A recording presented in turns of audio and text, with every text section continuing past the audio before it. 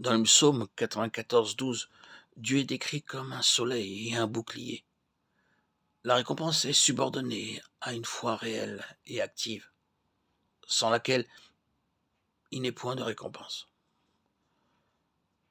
Le Seigneur utilise les souffrances et les épreuves pour susciter en nous la foi, afin que l'épreuve de votre foi, plus précieuse que l'or périssable, qui cependant est éprouvé par le feu, ait pour résultat la louange, la gloire et l'honneur lorsque Jésus-Christ apparaîtra. 1 Pierre 1,7. Bien que Dieu eût parlé si clairement, Abraham eut de la peine à croire. Abraham répondit, Seigneur éternel, que me donneras-tu? Je m'en vais sans enfant, et l'héritier de ma maison, c'est Eliezer de Damas. Et Abraham dit, Voici, tu ne m'as pas donné de postérité. Celui qui est né dans ma maison sera mon héritier. Genèse 15, 2, 3. Il avait attendu pendant de nombreuses années, et, voyant qu'il était sans enfant, il entreprit de faire son testament, léguant ses biens à son principal attendant. Dieu lui apparut pour le préserver d'une telle erreur. À cause de nos limitations, nous sommes souvent assaillis de doutes. À certains moments, il arrive que nous ayons une foi solide, puis des doutes viennent nous troubler. Et Dieu, dans son immense amour, intervient miséricordieusement à maintes reprises. Dans son infini amour, Dieu lui-même apparut au patriarche au moment opportun. Il l'appela au dehors et lui dit « Lève les yeux vers le ciel, Abraham. Ne regarde pas à toi-même ou à ta femme ou à tes limitations ou aux limitations de ta femme.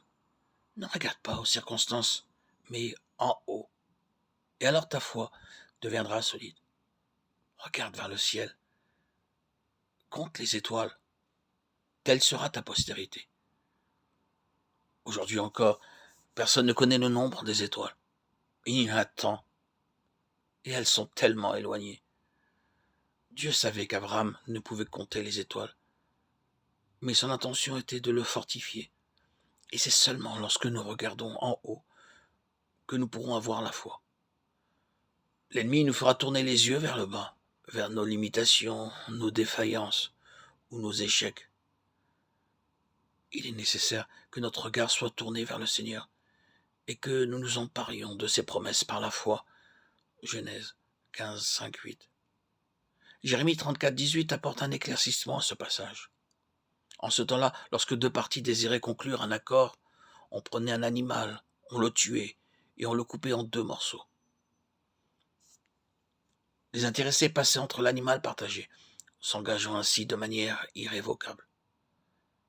C'est de la même manière que Dieu conclut une alliance avec Abraham.